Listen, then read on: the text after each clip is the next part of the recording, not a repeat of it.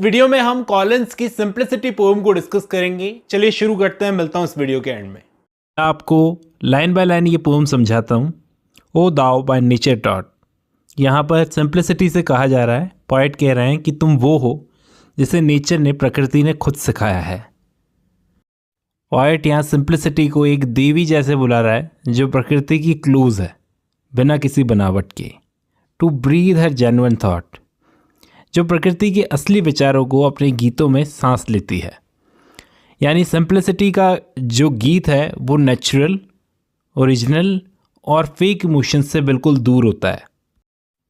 In numbers warmly pure and sweetly strong, जिसका लहजा या वर्ड्स या कविता जो है वो एकदम पवित्र है, नर्म है और साथ ही एकदम प्रभावित करने वाली है। नंबर्स का यहाँ पर मतलब है पोएटिक मीटर्स या लाइन्स, मतलब यहाँ पर पोइम्स की बात की जा रही है। Who first on mountains wild, जो पहली बार उन जंगली पहाड़ों पर उतरी थी। यहाँ पोएट कह रहा है कि सिंप्लिसिटी की जन्मभूमि शहर नहीं है बल्कि जंगली पहाड़ है, यानी माउंटेन्स के बीच में वो उतरी थी, एक नेचुरल जगह पर। इन फैंसी लवलीस्ट चाइल्ड, यहाँ पर फैंटेसी या कल्पना की सबसे प्यारी संतान के रूप में उसे बताया गया है, लवलीस्ट चाइल्ड के रूप में। Thy babe and pleasures nurse the powers of song.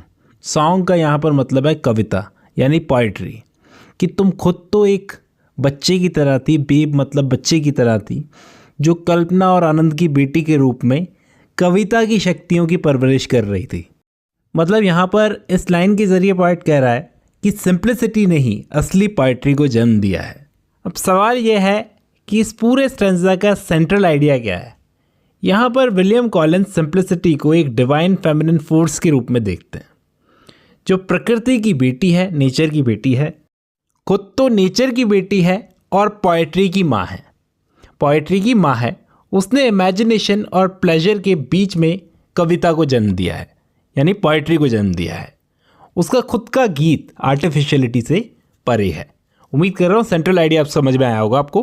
Second stanza में पोएट क्या बोलता है, thou who with hermit heart, तुम जिसका दिल एक सन्यासी जैसा है, हर्मिट के जैसा है, अलग शांत दुनिया के दिखावे से एकदम दूर।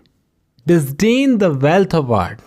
इस लाइन का मतलब यह है कि तुम्हें आर्ट में ओवरली डिज़ाइंड चीज़ें पसंद नहीं है, ज़्यादा सजावट होती है, इस रूप को तुम तुच्छ समझती हो।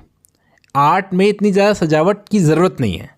And gods and pageant breeds and trailing Paul. Lines का मतलब यह है चमकीले गहने, भारी कपड़े और स्टेज वाली पोशाकें, ऐसे कपड़े जो स्टेज पर पहने जाते हैं, वो तुम्हें नहीं भाती। तुम सिंप्लिसिटी में ही सुंदरता देखती हो।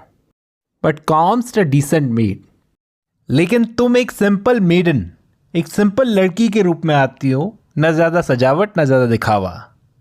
एन एटिक रोब अरेड, तुम्हारे कपड़ों में पुराने ग्रीक स्टाइल का एलिगेंस है, सिंपल लेकिन classy. O chaste unboastful nymph to thee I call. ओ पवित्र और विनम्र देवी, निम्फ, निम्फ का मतलब यहाँ पर देवी है, मैं तुम्हें बुला रहा हूँ, तुम मेरी कविता में आकर बस जाओ। ओवरऑल इस स्टैंजा का मेन आइडिया क्या है, सेंट्रल आइडिया। यहाँ पर पोएट सिंप्लिसिटी के अंदर से आई हुई प्योरिटी को सेलिब्रेट कर रहा है। वो कहता है कि सिंप्लिसिटी एक सन्यासी के दिल वाली, चमक धमक से दूर, शो ऑफ्स को नापसंद करने वाली चीज़ है। उसका असली चार्म मॉडेस्टी में है, विनम्रता में, ना कि गहनों में, हैवी कपड़ों में। पोएट कहता है कि सिंप्लिसिटी बिना दिखावे की एक क्लासिकल ग्रीक स्टाइल में शालीन रूप में आती है, और यही चीज़ असली कविता के लिए ज़रूरी है। इसलिए पोएट उससे कहता है कि मेरी कविता में आकर बस जाओ। थर्ड स्टैंजा को भी ऐसे ही समझते हैं, line by line. By all the honeyed store on Hybla thymy shore. यहाँ पर पोएट सिंप्लिसिटी से क्या कहते हैं कि मैं तुम्हें उस शहद की मिठास की कसम देता हूँ जो हिबला के गुलाबों से भरे किनारे पर उगती है। By all her blooms and mingled murmur dear, मतलब उस जगह के हर फूल और हल्की हल्की आवाज़ों की भी कसम। फूलों की खुशबू और प्रकृति के सुकून की आवाज़ की बात की जा रही है। बायर हुज लव लॉन्ड वो इन इवनिंग म्यूजिंग स्लो, और उस उदास औरत की भी कसम जिसका प्यार भरा दर्द शाम की तन्हाइयों में उभरता है। और उस दर्द में भी एक खूबसूरती है। Soothe sweetly sad Electra poets here, जिस दर्द ने एक ग्रीक शायर इलेक्ट्रा की कहानी में उस ग्रीक शायर के दिल को नरमी और सुकून दिया था। यहाँ पर पोइट कह रहे हैं कि ये सिंप्लिसिटी इतनी गहरी है कि दर्द में भी सुकून दे देती है। अब पूरे स्टेंजा का सेंट्रल आइडिया क्या है? पोइट सिंप्लिसिटी को नेचर की मिठास और उदास लेकिन सुकून देने वाली फीलिंग से कंपेयर करता है। यहाँ स्टेंजा बताता है कि सिंप्लिसिटी सिर्फ प्लेन नहीं होती, उसमें एक गहरी, मीठी और इमोशनल ब्यूटी होती है। आगे भी पोइट कस्में ही दे रहा है, कहता है नेक्स्ट स्टेंजा में, बाय ओल्ड सेफिसस डीप, मैं तुझे उस पुराने और गहरे सेफिसस नदी की भी कसम देता हूँ। पुरानी गहरी सेफिसस नदी की कसम देता हूँ। सेफिसस एक ग्रीक रिवर है। यहाँ नेचर और हिस्ट्री का जिक्र किया जा रहा है इस पोएट्री में, ढंग से समझना। Who spread his wavy sweep in warbled wandering round the green retreat, जो अपने लहराते हुए पानी के साथ में तुम्हारे हरे भरे शांत आश्रम के इर्द गिर्द घूमती है, चारों तरफ घूमती है। यहाँ सिंप्लिसिटी के एक शांत आश्रम यानी घर की तस्वीर बनाई गई है। ओ हुज इनेमल्ड साइड, उस नदी के चमकते रंगीन किनारे पर। इनेमल्ड का मतलब यहाँ पर है ब्यूटीफुली कलर्ड, जिसको जैसे एक सुंदर पेंटिंग होती है। ओवरऑल स्टेंजा का सेंट्रल आइडिया क्या है, सीधा और शॉर्ट तरीके से बताता हूँ। पॉइंट यहाँ पर कह रहा है कि सिंप्लिसिटी का असली घर एक प्राकृतिक आज़ाद जगह थी, जहाँ नदियाँ बहती थी, आज़ादी जिंदा थी।